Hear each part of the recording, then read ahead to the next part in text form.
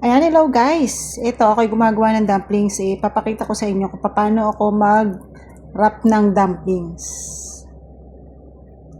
Sobrang laki. Ayan, yung kaya nyo lang i-fold. Tapos, tubig sa magkabilang gilid. Ayan, tapos i-fold natin ganito. Tapos basain. Madaming style ng dumplings, pero ito naman yung aking gagawin ngayon.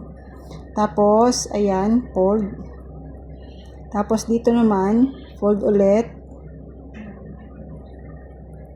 Tapos ganyan.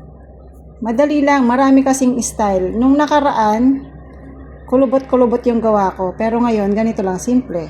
O, 'di ba? Sobrang ganito na siya. Yan na yung nagawa ko. O, diba? Sobrang ganda. Ganun lang.